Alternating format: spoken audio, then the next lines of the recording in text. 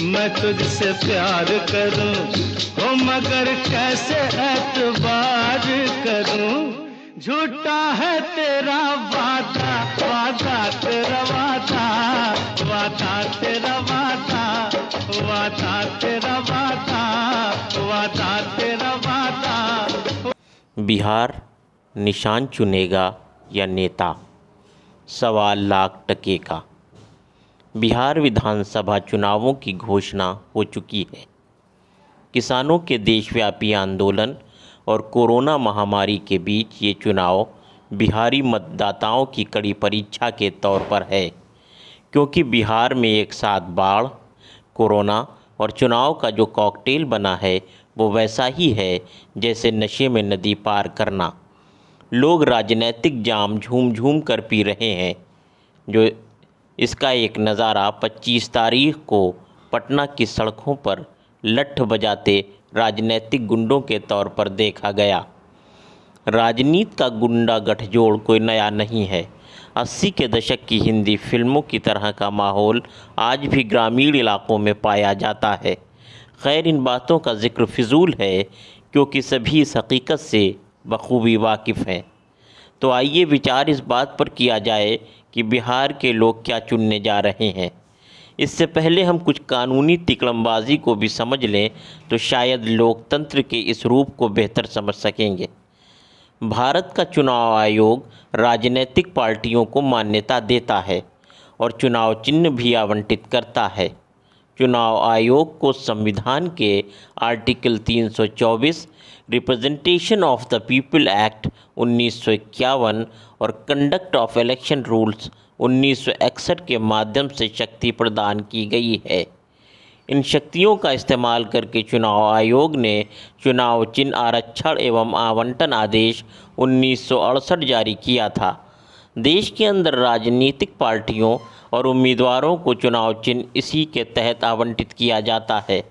भारत निर्वाचन आयोग केंद्रीय और राज्य स्तरीय मान्यता प्राप्त दलों को निर्वाचन प्रतीक आरक्षण और आवंटन आदेश 1968 के अनुसार स्थायी चुनाव चिन्ह आवंटित करता है और यहीं से शुरू होती है निशान की राजनीति, जिससे व्यक्ति भौना हो जाता है क्योंकि मान्यता प्राप्त राष्ट्रीय दलों को स्थायी चुनाव चिन्ह सभी राज्यों के लिए एक ही प्राप्त है, जबकि मान्यता प्राप्त क्षेत्रीय दलों की भी उनके राज्यों में स्थायी चुनाव चिन्ह मिला हुआ है। जबकि निर्वाचन नियमावली 1961 के नियम 5 और 10 के अनुसार चुनाव चिन्ह चुनाव घोषित होने के बाद ही निर्वाचन अधिकारी द्वारा दिया जाना चाहिए, जबकि चुनाव आयोग कुछ दलों को स्थायी रूप से चुनाव चिन्ह दे देता है। इससे होता ये है कि यदि कोई व्यक्ति निर्दलीय उम्मीदवार के तौर पर चुनाव में जाता है तो उसे लोकसभा या विधानसभा के इतने बड़े निर्वाचन क्षेत्र में अपने चुनाव चिन्ह को बताने के लिए मात्र 15 दिन का ही अवसर मिलता है, जबकि दूसरी तरफ मान्यता प्राप्त दलों को पूरे 5 वर्ष तक, जो सीधे तौर पर गैर बराबरी की बात है। इस नियम के चलते ईमानदार लोगों का चुनाव मैदान में निर्दलीय उम्मीदवार के तौर पर उतरना तो आसान है, लेकिन उनकी जीत सुनिश्चित करना बहुत मुश्किल कर देता है और हमारे पास बचता है भ्रष्टतम में से भ्रष्ट चुनने का विकल्प। कहीं न कहीं भारतीय राजनीति में शुचिता की कमी के लिए ये जिम्मेदार भी है, क्योंकि पैसे वाले या बाहुबली अपराधी अपने रसूख का इस्तेमाल कर मान्यता प्राप्त दलों का टिकट प्राप्त कर लेते हैं और आसानी से जीतकर जनप्रतिनिधि बन जाते हैं और ईमानदार लोग सिस्टम से सर टकरा कर वापस घर बैठ जाते हैं। ये बात तो थी कानून की। आइए, कानून जब बदलेगा तब तक जो है उसके साथ ही राजनीतिक समझ की परीक्षा देनी होगी। आखिर अब हम क्या चुनना चाहते हैं? क्या वास्तव में हम विकास चाहते हैं? इन सवालों को हमें खुद से बार बार पूछना चाहिए। क्या राजनीतिक दल किसी को भी उम्मीदवार बनाकर आपके बीच उतार देंगे और आप मात्र चुनाव चिन्ह देखकर उसे वोट देंगे, या फिर व्यक्ति और उसकी पार्टी के सिद्धांतों को परखेंगे?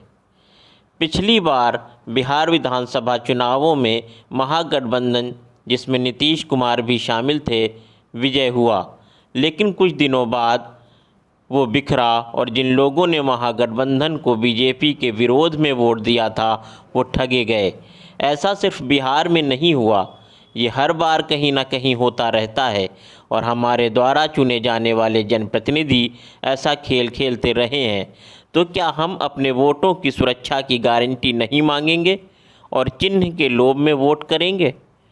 चुनावी समर में वादों की बौछार होती है और 5 साल बीत जाते हैं और हम उन वादों के सच होने की बाट जोहते रहते हैं। क्या हम अभी भी इस खेल में शामिल होने के लिए अपनी रजामंदी देंगे या फिर वादों के जुमलों में बदलने का इंतज़ार करेंगे या फिर कुछ नया करने जा रहे हैं इस विधानसभा चुनाव में?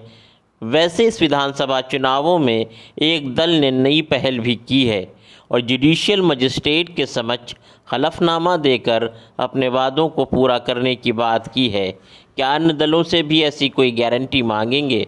सवाल ये भी है कि क्या इस चुनाव में उम्मीदवारों से जनता इस बात का लिखित आश्वासन मांगेगी कि वो जिस दल से चुनाव लड़ने आए हैं उसमें कम से कम अगले चुनावों तक रहेंगे?